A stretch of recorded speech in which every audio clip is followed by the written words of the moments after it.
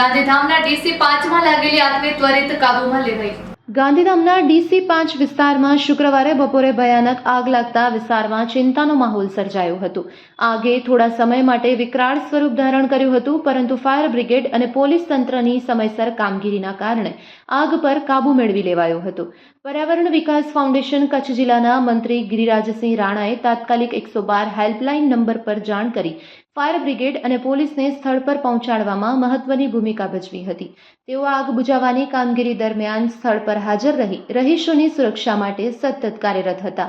આ બનાવ બાદ સ્થાનિક રહીશોએ ફાયર બ્રિગેડ, પોલીસ તંત્ર તેમજ ગિરિરાજસિંહ રાણાનો આભાર વ્યક્ત કર્યો હતો। સાથે જ વિસ્તારની સફાઈ અને કચરા નિકાલ સંબંધિત સમસ્યાના કાયમી ઉકેલ માટે પણ અસરકારક પગલાં ભરવાની માંગ પણ ઉઠી છે। આવો આ અંગે વધુ સાંભળીએ કચ્છ જિલ્લા પર્યાવરણ વિકાસ ફાઉન્ડેશનના મંત્રી ગિરિરાજસિંહ રાણાના શબ્દોમાં। Report by Bharati Makhijani, Gandhidham. આ ગાંધીધામ આદિપુરની વચ્ચે આવેલ DC 5 વિસ્તાર છે। આ DC 5 ની પાછળ અવારનવાર આખા ગાંધીધામનો કચરો અહીંયા નાખી જાય છે અને ગમે ત્યારે આગ લગાવી દેવામાં આવતી હોય છે। આના માટે આદિપુર પોલીસ સ્ટેશન ખૂબ અમને મદદરૂપ થતું હોય છે।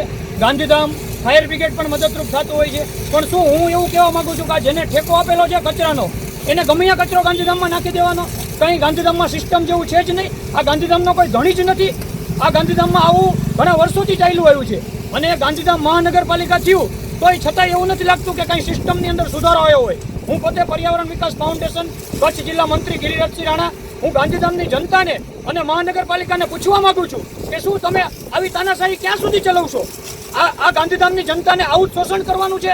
આ ટ્રેક્ટર છે, આ ઠેકો જેનો કોઈનો આપેલો છે, આ અવારનવાર DC 5 ની પાછળ કચરો નાખીને જતા રહેતા હોય છે। પાછળ 1 કિલોમીટર પછી ડમ્પિંગ સ્ટેશન આપેલું છે, તો ડમ્પિંગ સ્ટેશનની અંદર એમનાથી કચરો નથી નખાતો?